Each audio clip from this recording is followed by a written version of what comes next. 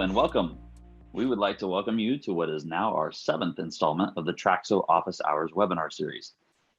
It was the philosopher Heraclitus that said the only constant is change. We've certainly experienced that in the year 2020.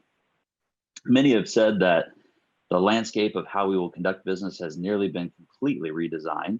And with the slowdown in corporate travel overall, many organizations are taking a fresh new look at their travel program. Still, many travel managers and buyers have incredible ideas to affect positive change within their environments, but are unsure of how to accomplish those changes.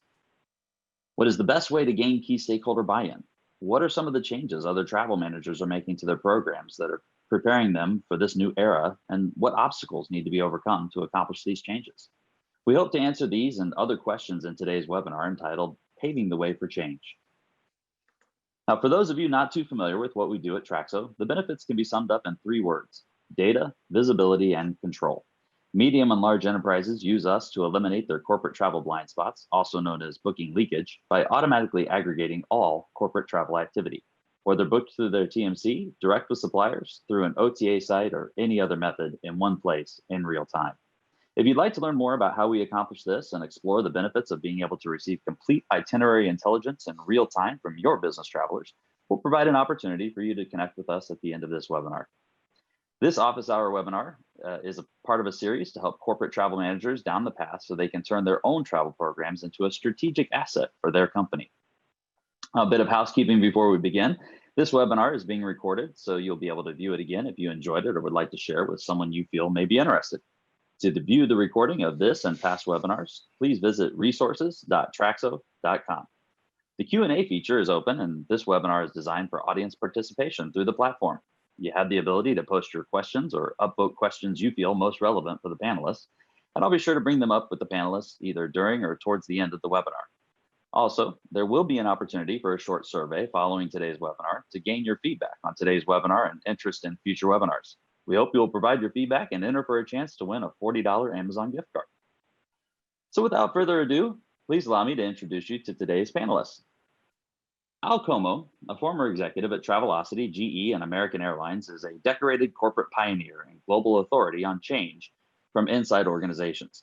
His career championing change as a senior leader at UberDisruptive.coms, as well as established world-renowned companies, and his 20-year journey researching why so many change efforts fail and what's needed for success, make him one of the world's most forward thinkers on what leaders must do and how they must think to succeed at change. In 2019, Al founded Prime for Change, a disruptive new project created to prepare leaders to take organizations successfully through change. And earlier this year, Al published his debut best-selling book, Change the Management: Why We as Leaders Must Change for the Change to Last. Welcome, Al. And Will Tate, partner at GoldSpring Consulting, an independent travel management consultancy company, brings 3 decades of financial accounting and travel management experience to a wide range of organizations. Beginning his career at Dresser Industries as an internal auditor, he led global operational and financial audits across 30 countries and later served as its global travel manager, consolidating a global travel spend of 100 million plus. In 2000, Will joined Management Alternatives, Inc. and served as senior vice president while he simultaneously founded 3D Travel Metrics. He developed a software solution to quantify the effectiveness of travel management programs in a multi-dimensional format. Will joined the team at GoldSpring Consulting because their goals aligned with his passion for providing exceptional travel management advice, focusing on the traveler service experience with procurement-driven programs. Will's turnkey proprietary survey tool has created innovation in travel management by connecting these 2 critical travel components. This relationship creates tangible value in spite of rising prices and ever-increasing traveler demands. Will has taught many industry courses and co-authored the GBTA course, Fundamentals of Business Travel Management. Will is a certified public accountant and received his Bachelor of Business Administration and Accounting from Texas Tech University. Welcome, Will. Thank you, Justin. Hi, everybody. And saving the best for last, Jennifer Absolutely. Steinke is a veteran travel manager with a career that spans over 34 years in the corporate travel industry. She is the head of global travel for PPD, a leading contract research organization. Previous roles include leading managed travel programs for DICOM Industries, ACT, US Foods, Crowley Maritime, and ITT Corporation, managing travel spend up to $180 million. Additionally, she has a background in travel management operations, travel technology, travel strategy, and operations development in various consulting roles. Her diverse background gives her a unique skill set in developing world-class managed travel programs. Jennifer holds a master's in business administration, a BS in business management, as well as her GTP and CCTE designations. She is a very active in the industry, writes monthly feature for Business Travel Executive magazine, and has served on multiple industry committees and boards, including TAMS, Travel and Meeting Society, BTE Think Tank, and previously the board of Global Travel Association. Welcome, Jen. And you forgot our most important title, HRH of the travel industry. HRH, or Royal Highness of the Corporate Correct. Travel Industry. Correct. That's right. I would be remiss to forget that. Okay, so let's go ahead and dig in, guys. Al, you've literally written the book on change management. Would you give us an overview of the experiences you've learned that brought you to write the book, and maybe a highlight of some of the most impactful things you've learned? Yeah, and first of all, thanks. I was on mute earlier when you introduced me. Thanks for having me today. Yes. So 20 years of leading people and leading or helping to lead organizations, but also through lots of changes like an IPO, an LBO, take private, a hostile takeover that happened to me, to happen to the organization I was in, strikes and other things. And all of this sort of grounded me in it. But then the research that I've done over the last 20 years as well has taught me a few things. I think the biggest thing that people overlook, and by the way, 2/3 of change efforts fail. According to McKinsey, we spend something on the order of $3 trillion on change, lose 2 trillion of it because we fail at change 2/3 of the time. So if you failed at change, you're in good company, but we've got some ways that we can overcome this failure rate. The things that I have taken away in short from this work that I've done really center around the use of both rational reason and emotion. I think most leaders, and I grew up in management, believe that the best decisions that we make are rational decisions. And in reality, every decision, sort of management came out of 100 years of believing, of science that taught us that every decision we make is a rational decision. And in reality, every decision that we make involves both the bright, shiny object part of the brain and the limbic system, which is an ancient part of the brain, but it governs emotions. And what neuroscience has been able to tell us is that every decision we make involves both emotion and reason. And as managers, what we try to do is reason with people only. And we don't also try to impact emotion. And so this is a really important thing to know. We can talk about a few things, but the leaders who won at change, and I have a number that I mentioned in my book and that I talk about when I'm speaking, the leaders who won at change all figured out a way to affect the emotional part. They didn't cry, they didn't do those sorts of things, but they found a way to include people, to pull their people rather than pushing change on people, to get people's ideas, listen, those sorts of things, which actually, I guess, affect emotion, affect, A-F-F-E-C-T, emotion. So that's the sort of the big crux of what I've gotten, what I sort of bring about is that we as leaders have to change ourselves. And we have to actually affect emotion. And by the way, we as leaders includes all of us, and maybe we can talk about this later. I want to take up everybody's time, but we as leaders can include any of us, no matter where we sit in the organization. That's a very good point, and I do plan on hitting that topic a little bit later. Thank you, Al. So Will, you speak with travel managers, travel buyers, and key thought leaders in our industry every single day. You've attended, moderated, and supported countless webinars and industry events. It's been said many times that with the slow in corporate travel as a result of COVID, organizations are taking the time to look into their corporate travel program and making significant changes. It's also been mentioned that travel managers are seeking to show the relevance of their roles amidst these challenging times. So what are some of the eye-opening changes you've seen travel programs undergo, and what are some of the suggestions of changes you would recommend travel leaders listening on today's call to consider enacting to make a positive impact on their overall program? A terrific question. And Al led us off with change and why it's so important. So how many psychiatrists does it take to change a light bulb? It's one, but the light bulb really has to want to change. Now, that's a little laugh, right? It's a little fun, but in COVID, nobody really wanted this change, but it's here with us. So we have a number of takeaways that are super important to the way travel buyers and suppliers are working together. The first is the spotlight has never been so bright on buyers as it is now.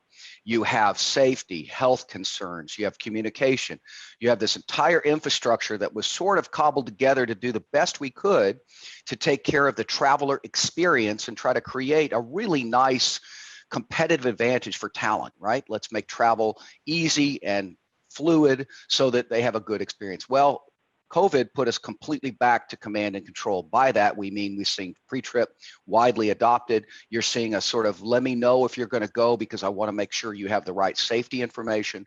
I want to make sure that we feel like we can protect you as best we can on that trip and then protect you and your loved ones when you return. So we've had this little bit of a change from traveler experience back to a little bit of command and control. And with that and that spotlight there, it's built a level of innovation and creativity that we've never seen in the managed travel space before. And why is that? Because we have an entirely new landscape that requires new thinking to solve problems because we're at a different level than we were before. So with that, you're having really, really interesting buyer-supplier discussions about how to rebuild a program sort of in an image of no demand and really unplanned demand because we don't know exactly how quickly we're going to rebuild this thing. So it's a great time to reset things. We'll talk about that in a little bit, but the big issue here is travel buyers have a intense white hot spotlight and now is their time to shine. It's a very valid point. It's really tricky to try to balance a change in the midst of a change. So that's a very good point you make there. Jim, you have many years of experience in corporate travel, and COVID certainly isn't the first storm you've had to weather. Your role encapsulates every angle of the travel management program for your organization, from management to procurement to day-to-day operational leadership. So could you expound on the responsibilities under your purview? Sure. Thanks, Justin. And I think Will and Al are spot on, right? We are faced with challenges like we've never seen before. And even the likes of 9/11, that changed kind of the way we interacted with our travelers, security, safety, things like that. But it didn't last this long, right? The changes were much more progressive and able to get done and turned a lot faster. So I don't think it impacted our programs nearly as much as this did. So what's happened now, and like in my program, we run a CTD, so I've got all of operations. So I've got to run the TMC side of things. So I have to look at it from that lens. I've got to manage the category. What do my contracts look like? What are my partnerships with my different suppliers, right? And then I also have to build out a strategy. So what does it look like tomorrow, right? So I had a very distinct strategy when I came to PPG. It was 3 years. This was the path we were going on. And now I've had to step back and say, what does that look like, right? And I've had to sit back and say, how do I operate now, right? With agents and processes and all of that, and then say, okay, well, now what am I going to do about negotiating with my suppliers, right? Because that looks entirely different. So for me and for my program, it's just been completely flipped upside down. And I believe that is an opportunity for greatness, okay? So we have a choice. We can embrace what's happened to us, and we can move forward, and we can be the drivers of that change, or we can sit back in fear and wait and say, oh my God, let's see what happens, right? Let's figure it out. So we took the opportunity to say, all right, now is the time. We've got some downtime. Let's do complete process reengineering from an operations side of things. How do we look at our end-to-end processes? What do we do? What new tools and technologies do we embrace, right? How do we evolve? Because as buyers, we're not evolving. And if we're not evolving quickly right now, we'll go extinct, right? Because sometimes if you're not creating that value, someone else can come in and say, oh, I'm just going to take over this category, manage it from a procurement perspective, and that be the end of it. And then also to ease the fear, of the people on my team about what's happening in the industry, having really thoughtful, honest conversations with my suppliers about the realities. What do we expect our volumes to be? I think it's real interesting because all my suppliers are like, so what do you think it's going to be? When are you coming back? When do you think you're going to travel again? And I'm like, it's still to be determined, and every single program looks different. So don't go out there and survey all your travelers when do you think you're going to come back, or your suppliers and buyers, and say, oh, when do you think it's going to come back? Because it's going to look different based on the culture and the appetite for people have. A vaccine is going to make a difference. There's a lot of things that are going to happen, and we have to embrace that. And then we have to see, what is it going to look like in the future? And we have to be the drivers of that change. And that's a very good point. So a couple of follow-ups. I've definitely heard from a lot of travel managers that now is the time that they need to show the relevance of their position. Obviously, to be frank, it's a fear of possibly, like you mentioned, somebody coming in and taking over, and them being furloughed or laid off, or losing their position altogether with the slowdown in travel. So as far as the relevance and to bear in mind is, when they come up with these ideas, what are some ways that they can, promote these ideas or be able to bring this to leadership without kind of, or to overcome the fear of rattling the cage, if you will? What are your thoughts on that? So I would say as an industry, buyers are probably a little bit risk adverse, right? A lot of people like to, have people do what's tried and true and then jump on that bandwagon, right? So I think that we tend to be a little bit more risk adverse, which is why new technologies and things take a long time to really, take hold. And I think now what we have to focus on is, what are the core values of the managed travel program? We can't throw the baby out with the bathwater, right? You can't just say, oh, we're going to get rid of this travel manager. You're not creating any value anymore. Oh, and then we're traveling again, and now things have gone to hell because, everyone's just doing whatever they want. So it's about telling that story, right? So it's about reinventing, okay, what were we doing that was working for us, right? Let the data show, let the data tell the story. What was working for us? What can we do better? How do we adapt our policy and our processes to that now? And you have to be the leader of that conversation. And I think to Al's point, the emotional part of it is really important. So I'm not talking about, let's get back to travel. I'm talking about, what is it going to take to make our travelers feel comfortable going out on the road, right? Because if that's got to be the story that we're telling, that's got to be where we're focusing, because you're going to have people that are chomping at the bit to get out on the road. You're going to have the others that say, I want to go, but my elderly parents live with us and it's too much risk.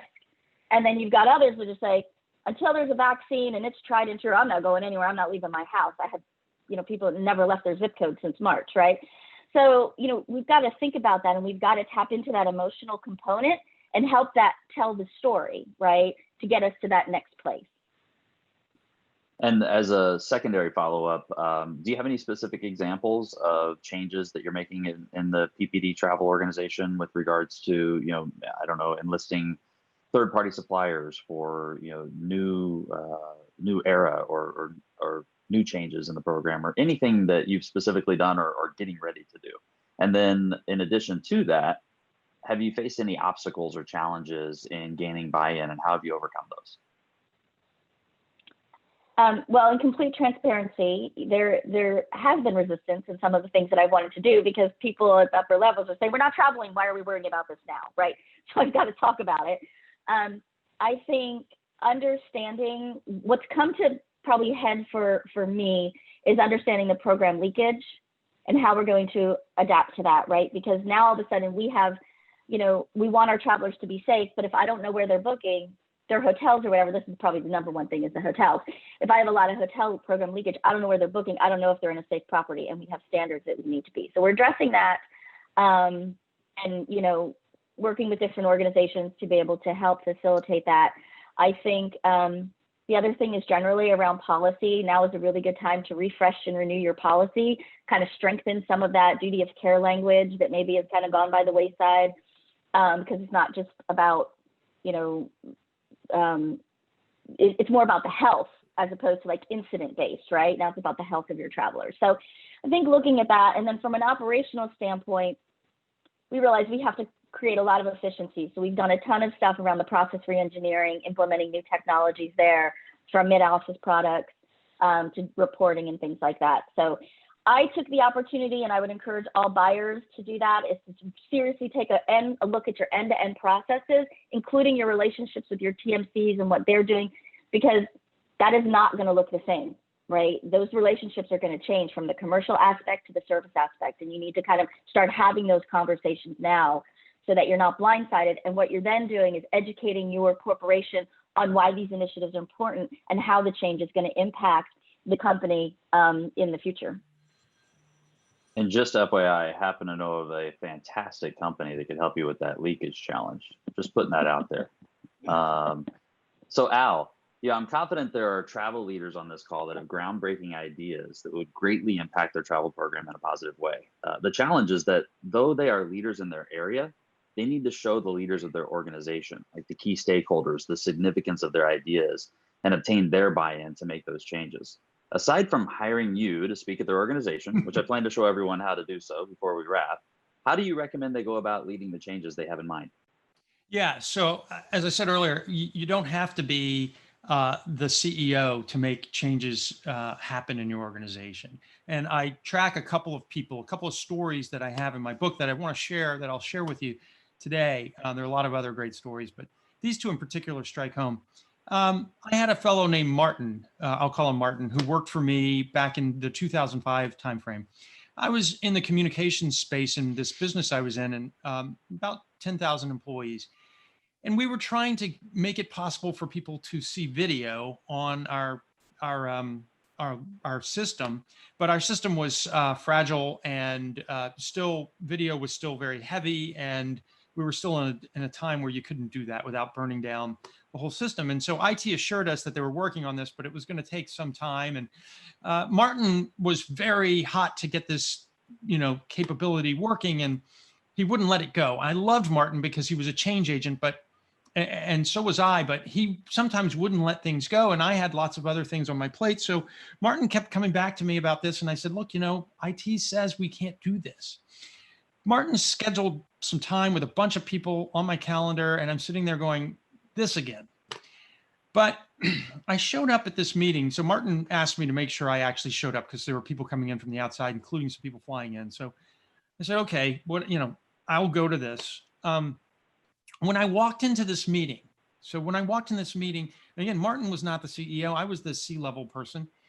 I walked into this meeting and Martin had arranged the tables.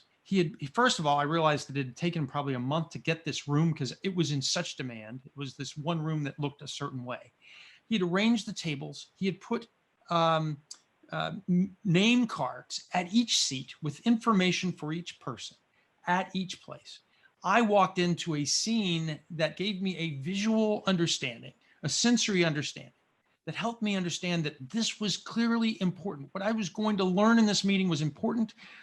Martin had worked his tail off to get this right. He had a team of people across from me who were from another company, and they all had their name tags, their nameplates. He had used a bunch of meeting planning tools to attack my senses, right? To get my senses. And he also had the IT people who told us to pound sand when we were trying to get this video capability. What Martin did was he reached me at my sensory level, but he'd also worked the matrix. He had talked to the people at this outside company that had this technology that could do what we were trying to do without burning our system down. And in fact, the IT people who were there who told us to pound sand, they were excited about this because it would save them money and it could actually work. So Martin had me rationally, right? He could have come in with a PowerPoint and told me that there was this solution, and I would have probably said, okay, we'll table it for a little while and I'll get back to it. I had so many other things on my plate. But because he approached me in a sensory way, he reached me on an emotional level, not just the rational, but he reached the emotional. Another story that I think is perhaps even better was a guy named John Stegner. John worked at a large industrial company that built things, and he was in purchasing, but he was in purchasing at corporate, and all of the people who did purchasing were in the divisions. So this division did its own purchasing, this division did its own purchasing, this division, and so forth. But he knew that his company was getting ripped off because when you don't have the leverage of centralized purchasing, you can get ripped off. Now, he could have walked around and sort of said, there are studies that say all of that sort of thing. But John did something very different. He went to his summer worker, his intern, and he said, could you study for me one item that we purchase across the whole business? And this item was gloves. He just asked this person to look at gloves and see what we buy in terms of gloves. And so, and this was not a company I worked at. I said we, but what they bought in gloves. And the summer worker came back and found that they bought 484 different types of gloves. And at one plant for the same exact glove, they paid $17. At another plant, they paid $5 for that glove. Now, again, he could have put this in a PowerPoint and sort of walked around to various people and tried to build an argument. But instead, what he did was he went and got that summer worker to buy all of these gloves, to collect all 484 types of gloves. He put the price tags that they were paying for each of these gloves. So $3, $8, $5, $17. And he put all of these gloves in a place that you wouldn't expect them, the boardroom table. He put them on the boardroom table. He stacked them up and he invited the division heads. They were in town for something. He invited them all to a meeting in the boardroom. They all stared at these gloves and they all were speechless. When they did talk, they said, we buy all of these gloves for this kind of money? Wow. Now, what affected them? Clearly, what I would have loved to have seen, I mean, their looks on their faces, I'm sure was interesting, but what really affected them was the smell of the gloves, the stacked up gloves on a usually pristine place, the boardroom table. He affected their sensory, right? Obviously the numbers. He could have tried to do this with PowerPoint, but he did it with emotion. He affected their emotions. And so if you have the opportunity, obviously you have to have your facts on the side. Jen talked about core values. What are they, right? What are they? There is some rational work that you can be doing right now while you're going through this sort of downplay, this downtime. And if you don't get out of, by the way, what I would say is if you don't get out of this crisis, because this isn't the same kind of thing as a normal decision-making cycle. If you don't get out of this crisis without the things you need to go forward, if you still have things that are holding you back at the end of this crisis, you had all this time. So you need to really be leading. You have an opportunity for greatness. So we should be leading. So what are the core values? Does everybody agree on those core values? And then we start building a program, but we also use emotion once we're trying to sell this, once we're trying to sell this to our travelers and to those who I think we probably think we have the least command over, which is those who are looking for us to lead, AKA our C-levels. They're looking for us to lead. They are. They don't realize it. Like I didn't realize when Martin was, working the matrix behind my back. Awesome. I didn't realize I needed to be led. But when he led me, I was there. And people are looking for people who are leaders. So this is an opportunity for the corporate travel manager and so many other people in an organization to take this time, set things up, to be ready for whatever it is that we're going to see. Hopefully that answered your question. Yeah, some great takeaways there with regards to being prepared, involving the senses, and including emotion in leading that change. All in the book, and I will show everyone an opportunity to order that book.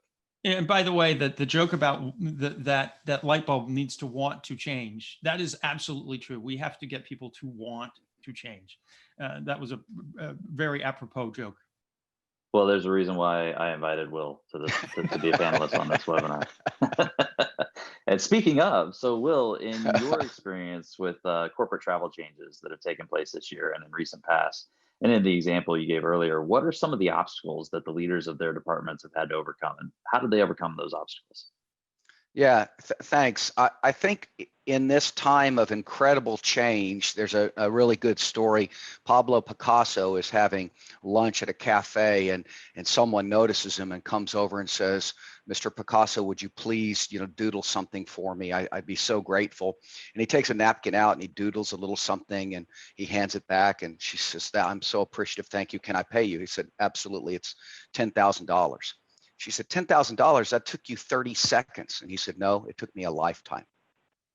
And the point of that story is all of your experience, all of your key suppliers, all of your managers, this crisis is unlike anything we've ever seen in our lifetime. And you bring a lifetime of experience and skill to be able to reset. So at GoldSpring, we're doing a number of things to try to help. One, we're running a set of master classes. Feel free to go to our LinkedIn if you're so inclined, to try to help those that are displaced continue to keep their skills up so that they have that lifetime of experience. Second thing is, there's never been a time like this where we're going to have less transactions, less volume, and it's time for change, but you have to be proactive. And as Jen said, we're getting some opticals from senior management saying, you're not traveling, why would we do this? At GoldSpring, we've been predicting for a while, we're going to see a tidal wave of churn. It's going to happen, it's going to come. You're going to have all of the TMCs come back with new commercial models, new financial models that say the old system didn't work, I need to work with you. That's an important partnership to build, but imagine that on the scale of half, a quarter, even 10% of all managed travel programs trying to deal with that at the same time. So smart buyers are looking to reset. And that's what we're doing with a number of customers through something we're calling Springboard Reset. So it's an opportunity to look back at your program and try to rebuild from the ground up. I want to make a couple of cases about that. First is just think about airline capacity scheduling. So you have carriers no longer going to destinations they did go to or changing the aircraft, meaning they've changed capacity on that. We've had middle seats blocked, then unblocked, blocked, and now we see December 1, Southwest will sell all those seats. So we're having dramatic swings in capacity that we've never had before. You as a buyer are having dramatic shrinkages in demand. Take those two and you've got an entire tidal wave of churn in what you used to do compared to what you might do in the future. Take hotels. We're going to keep the room empty for 24 to 48 hours. Okay, that takes capacity out. The hotel doesn't exist anymore because they've closed. And then something like 200 plus got reflagged in the last couple of weeks. So you had a relationship with a particular property. Now it's not owned by that organization or that property management company. So you have to churn that. So in addition to that, rates collapsing. You have airline rates being competitive, trying to make people invite them to go. So you have a whole lot of no change fees. Therefore, go ahead and purchase. Let us have the money. We'll work it out later. You've got hotels that have just collapsed in capacity and in demand. And so all of that has created this urgency to say, you know what, buying at static rates and properties, that may not be the way of the future. It may be more dynamic.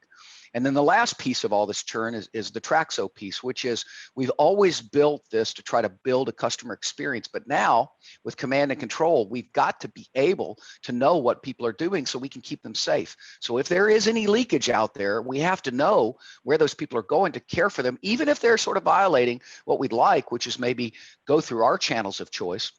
But we have to care for them anyway. You have legal departments working on what is our liability here for travelers. You've got just human resource departments saying, how do we care for our people, not only before they go, but during and after they get back? So all of this creates this incredible churn. Last example is rental cars.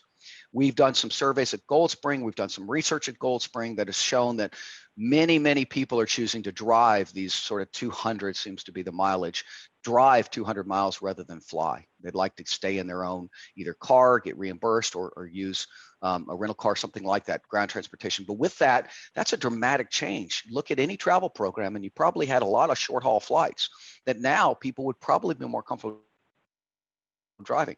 So that changes your demand. So with all of that, it's exactly the time, Jen, as you very wisely stated, to take advantage of the low transactions, the low churn, and get things reset for the future. Policy, TMC, air, hotel, rental, the whole thing.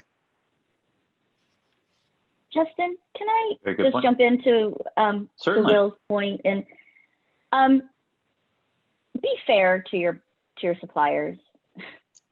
I mean, we are all in this together, and we've seen our friends and our account managers, you know, our brands and whatever, like lose their jobs or are on furlough or they're waiting, or, you know, they are all struggling too. So I think we need to approach this in a fair and equitable model, or fair but remaining solvent, right? So, you know, when you think about the conversation that you have to have with your TMC now, you know, it's just like back, it so reminds me of the 90s, right? Where all of a sudden there was no commissions. And then I remember I was working for a TMC at the time, and we'd put together these little boxes with free stuff in them that we would hand to our clients when they would pay us a transaction fee, so that we could pretend like we were adding this value to the transaction, like we were justifying what what people were going to pay us, right, for the services that we did,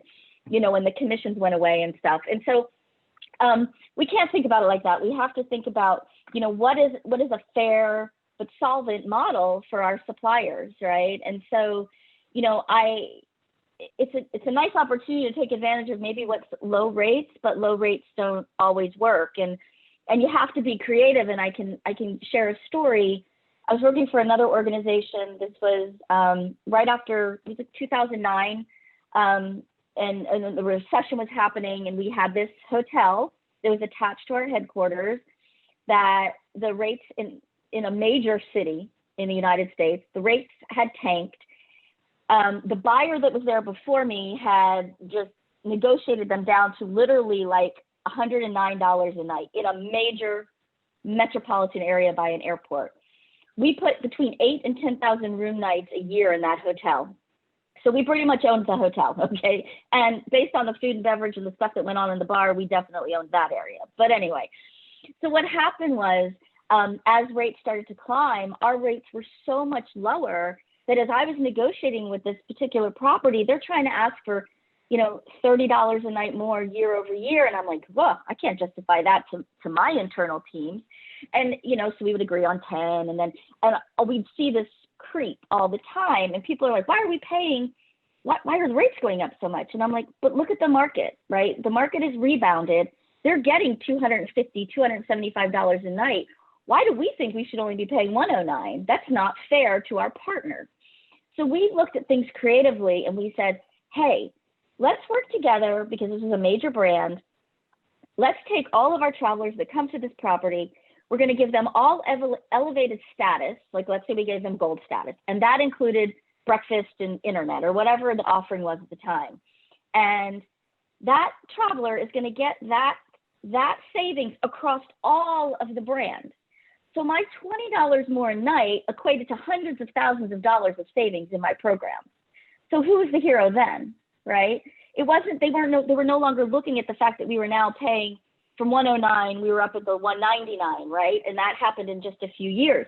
But the savings that I got across the entire program was monumental. And it was by far much more worth, the value there was much greater than what the increase was. So it's that type of thinking that you need to look at. How do you partner with your suppliers to create more value in a time where, rates might be low, demand is down, supply could be up. I mean, it's just a mess. If you just think about, your basic supply and demand class you took in, college, it goes all over the place, right? So you need to think about that. And that's the types of things, and those are the stories that you can tell to your C-suite or to whoever, that drive value for you as a buyer, because you're creatively thinking about how you can operate your program, and you're creating better experiences for your travelers. And we can't forget about that, because even though COVID has thrown all of that, up in the air, and we're just trying to see what we're going to juggle and what we can catch when things settle down, we need to still be focused on our travelers. Thank you so much for sharing that, Jen, especially from your experience being in the shoes of most of the people attending this call. It's very valuable, very insightful information. So thank you for that. Al, there are industry events such as TAMS, which is Travel and Meeting Society, and the Global Business Travel Association, and specific organization events where the leaders, some of which are on this webinar today, are looking for speakers to present relevant and thought-provoking content. If any of them were to want to look into booking you for a specific engagement, how would they do so? Oh, thanks for asking. I think you can put up a slide, or you can do it later, but I'm available at my website, alcomeaux.com. You can go to the speaking tab on there. And of course, one of the other things you can do, since my book is it's on change management, but it's called Change the Management, is, of course, Christmas is coming up. So you feel free to Secret Santa my book to your leaders if you feel like you're really trying to get a message through, but you can't. if you're being like I was with that guy Martin. But no, I speak, I speak, I study, I write, and I also hold seminars with leadership teams to try and, what I'm trying to do, my focus is on trying to get leadership teams to understand what it's going to take to actually win at change. Because again, 2/3 of change efforts fail. That wastes something on the order of $2 trillion a year. That's a T and an R trillion. It's probably more than that. That's a conservative estimate. But we can overcome it. And there are certain ways that certain leaders have, and I've studied those leaders and tried to understand what it was that they did differently, the mindset that they had to have, as opposed to just the strategy, just the execution capabilities that they've had.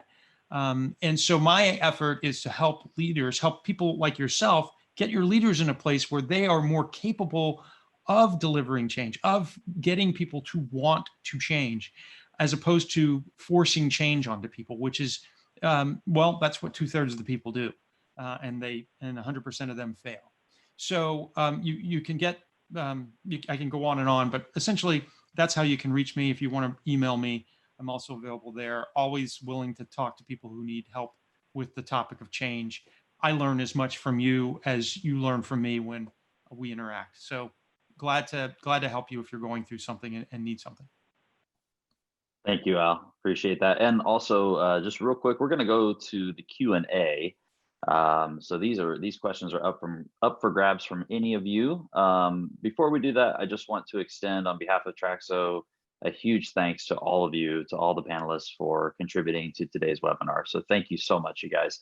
All right, so first question in the Q&A, we have Art with US Sedan. He mentions that their company regularly tests for COVID-19, and whereas there might be sanitizing policies and cleaning of the vehicles, if the driver is not regularly tested, some of that might not prove to be very useful. And he's wondering if your policies have changed regarding ground transportation in that regard. So that might be a question for more specifically for Jen or Will, any of the policies that you've reviewed. So from our perspective, our policies, I wouldn't say changed. I said the expectation of what we're booking has changed, right? So what we're expecting now from our suppliers is a clean and healthy environment, right? So we are checking on that stuff as people are booking, like what are they doing? What is the expectation?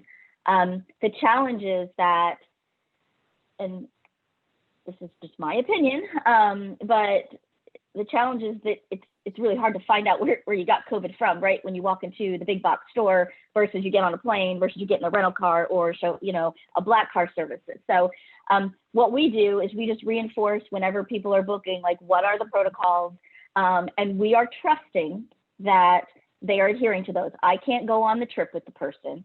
I can't ensure that my traveler does all the right things. I can't be with everybody at that time. So we have to trust and we have to rely on the fact that the industry is doing the right things by our travelers and by the employees that work for these organizations. And that's really what we can do. But we also have, strong reporting protocols in place if something happens, while you're on your trip, how we manage that internally. But I think our industry's taken a big hit, that, it's safer now to fly. Hotels are cleaner than they've ever been. We're never going to go back to the way it was before. So, my emphasis is like, what do we do in our organizations to educate our leaders, and how do we reduce the risk and build the trust and that safety, that lack of fear to get people back on the road. Our industry needs it. Thank you for that. And Crystal asks, do you recommend travel managers expand their scope to include new elements or work personas that will now cross over and challenge the need to travel? So an example, virtual meetings, work from anywhere. Well, yeah. So let's face the fact. We have learned that we can actually do a lot of stuff virtually that I think we saw maybe 10 years ago when hotels were investing in virtual conference rooms and you could do all this virtual stuff, and it never took hold because people we're humans. We want the human interaction. We want to feel the love. We want to have cocktails with our people in the evenings. We want to collaborate and whiteboard. We want to do all that. But the reality is the finance teams are saying, oh, maybe not all of that stuff is necessary moving forward. Maybe we start to look at, you know, that 1 to 2 day business trip differently. Maybe we meet, you know, only, you know, maybe I only meet with my team on a global basis twice a year as opposed to 4 times a year, right? All those different things. So I think where we're going to see the change is really, you know, the promotion of virtual meetings. We know that they work so that we can, you know, kind of reduce our overall cost. So I think we are going to see, you know, naturally some attrition when it comes to just, you know, that we're just not going to travel as much from a G&A overhead perspective. I think the sales people, I think the, you know, the true essential work that your business does, I think that will continue. We just need to get it back to normal. I think it's going to be more of the administrative stuff that we'll probably see people take a different look at as to why we need to travel. Not that we want to eliminate that, because I think there is such importance in that human interaction that we may just do a few things virtually and then meet, right? Instead of having to meet every month on a project. And I think that's what we're going to see. But yeah, you know, adapting that. In the meetings and event space, I do want to say this, absolutely, that industry is going to look completely different. In-person meetings and conferences and events will come back because we thrive on that as human beings, but it will open up the opportunity for more people to attend events by doing a hybrid model. And we will see that we will be using these virtual technologies so that if you can't get there, right, for whatever reason, you can still participate, and those that want to be there can be there too. So I think that industry is going to look completely different in the next 12 to 18 months. Yeah, and so if I could talk a little bit about predictions, because I think Jen has a lot of insight that she offered, and I think it's a lot of good stuff that we are grappling with right now in terms of change. The other stuff is the stuff you can't see, right? The stuff that we can't see right now. And I think back to other times when we've been at inflection points in our lives and what people predicted then. The 1991 Gulf War is the one that I happen to focus on a lot. 1991 Gulf War, after the Gulf War, what everyone sort of believed was the next big thing was going to be the Hummer. And that was true. The GM had a big new product on its hands because the military used the Hummer, and it actually took off and became a big product. For a while, the Hummer had its day. But there was something else that no one really predicted what it would become, and we learned about it during that Gulf War. This was this thing called global positioning systems. Perhaps you've heard of GPS.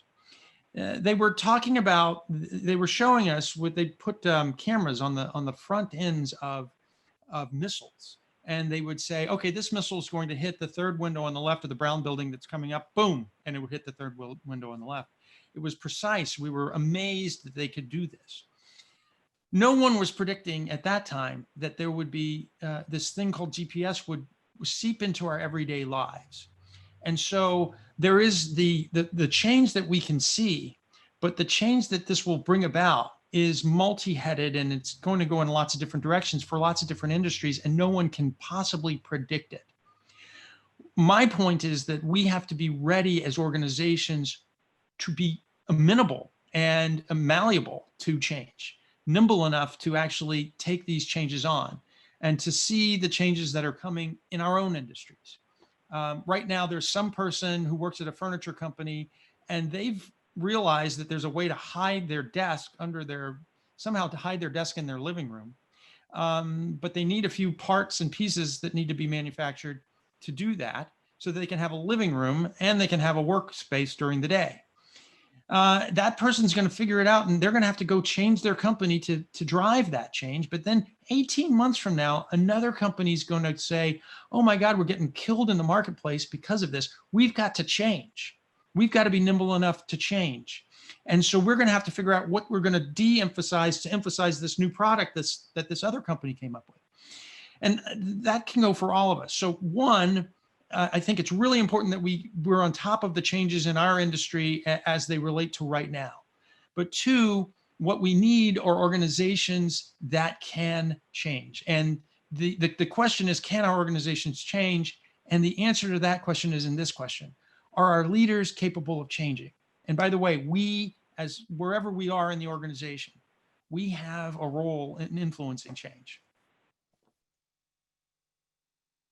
Very good point. Very good point. Al, just to dig in a little deeper. So in your book, you talk about that you define resistance to change. There's a certain term you use. Can you speak to that a little bit? We got about 5 minutes left here. Well, there's inertia, right? If that's the one you're talking about, which is. I was thinking more along the lines of the cognitive dissonance. Oh yeah, sure. Yeah.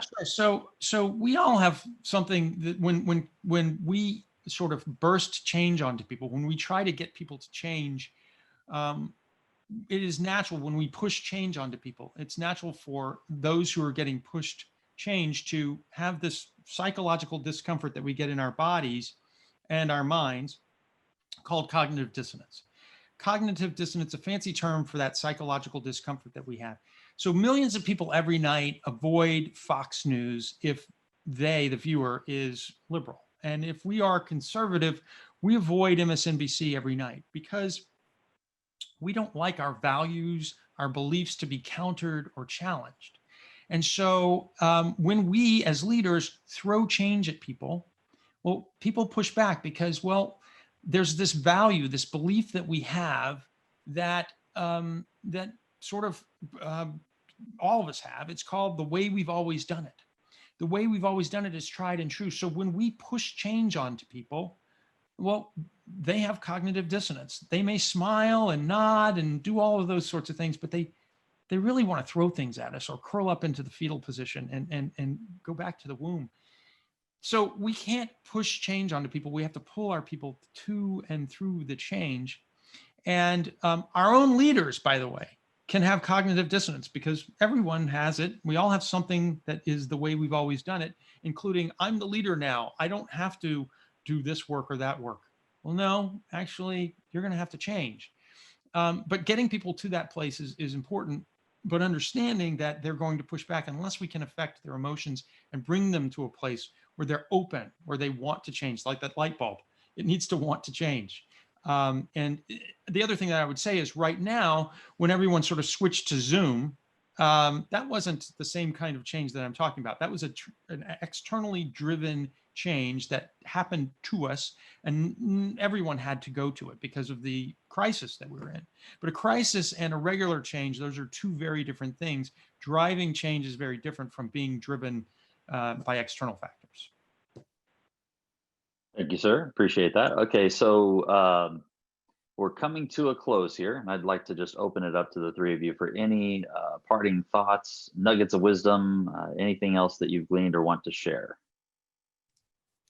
So Justin, I do want to share one other thing, and I think it goes along with what Al was saying, but it started with me. So my team has gone through a lot of change. They operationally, I have turned their world upside down, but I had to be willing to change too, to adapt to kind of understanding their processes, because I came in saying, this is the perfect world that we want to operate in, and I've done it this way before. But I had to step back and listen, and I had to change in some areas. They changed my mind on things. I'd be like, no, we're going to go down this direction, and then they're like, but what about this? I'm like, oh, okay, yeah, all right, let's go ahead. You know what I mean? So I was able to build trust with my team going through all of these changes by being willing to change myself, and I think that's really important. And I do think you talk about it in your book, Al, because I did read about it. But I definitely connected with that, you know, when I was reading it, and because I had experienced it, that I have to be nimble as a leader, right, of people to adapt and overcome. And that includes when I'm dealing with my boss or my boss's boss or his boss, you know, when they're sharing with me, I have to be willing to adapt. I have to also be willing to change. And I think that builds a lot of trust, and that helps move change forward. So I just wanted to add that. That's my parting word. Yeah, and I think that's absolutely right. Each of us has to figure out how to change. And our leaders too have to figure out how to change, right? They have to be willing to listen to us, but sometimes we have to get them to a place where they're willing to listen to us. And sometimes it's that sensory capability that we might have that gets them to a place where they're like, I haven't been listening. I need to listen. And it does begin with each of us, wherever we are. We can have the ability we need to change. Our people need to see us changing, just like they saw you willing to listen. Listening is a key component of winning at change, as you'll see when you get later in the book. But yes, so yes, absolutely. So Justin, just Jim, 2 words, carpe diem, which is seize the day. You've got to take this time to reset and take a look. Those companies that have done well have unique cash-driven opportunities with suppliers in the marketplace to create really innovative change inside their organization. Very wise words indeed. Jim, one other question in the chat. Someone wants to know how they can get a hold of you offline.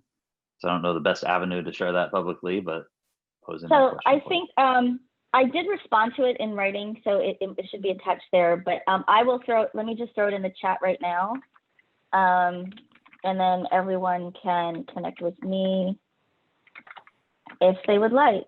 Because I'm just like an open book. I'll talk to anybody at least once. So there you go. All right. It's in the chat. And we are narrowed down to a close. So I would like to just thank you all so much for attending today's webinar.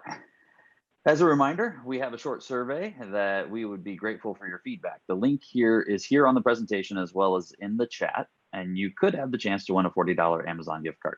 So if you've enjoyed the past and today's office hours webinar, please keep an eye out on your inbox for the details of our upcoming webinar to be held on December 8th. And at this point, I would like to turn it over to our fearless leader and CEO, Andres Fabriz. He has a special announcement. Great, thank you so much. Wow, what an incredible discussion. Thanks, guys.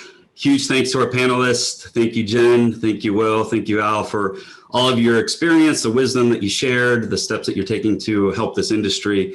We definitely appreciate it. Also, thanks to Justin Morris, or as we affectionately call him at Traxo, JMO, for facilitating today's discussion. Thank you, JMO. And obviously, thank you for all of the attendees for your participation, your questions, all the work that you're doing to safely restart and advance this industry. So listening to the conversation today, it's clear that you're making a lot of tough decisions with limited information. There's a lot more incredible work that needs to get done. And we care deeply about this industry, about the travelers. We're all in awe of the work that you guys are doing, and we want to make sure that we're doing our share at Traxo. So for all the reasons that Will mentioned around understanding leakage, detecting it, we want to make sure that your program doesn't have any blind spots, especially in this climate. That's something none of us can afford to have. We want to make sure that all your travelers get the proper duty of care. We want to make sure that you have all of the necessary data, tools, insights to be able to run the safest, most advanced travel program. So a lot of you guys have told us that you're interested in Traxo, you want Traxo, you need Traxo, but you're having a tough time justifying any kind of incremental expense in this climate. We get it. We know that budgets obviously remain tough. And so we're introducing a Traxo COVID sale. It's kind of what we've been calling it internally. With this offer, your company can receive free use of Traxo. And this is our full product, our corporate version, not some kind of slimmed down version, until you have 50 travelers back on the road. And frankly, we don't care if that takes 3 months, 6 months, a year to get to that level. And then we'll commit to you at the end of that time frame. There's no auto billing that kicks in. We'll just sit down with you and determine if Traxo is right for your program. The only thing we ask in return, and I love Jen's point around fairness, right, is that you get Traxo implemented before the end of next month. That way you can start helping your program be prepared as travel resumes, have all of the information available, and kind of see the value firsthand. So just keep an eye out on your inbox for further details. And again, we appreciate all the work that you guys are doing. If we can help you in any way, please don't hesitate to call on us. With that, thanks, GMO, back over to you.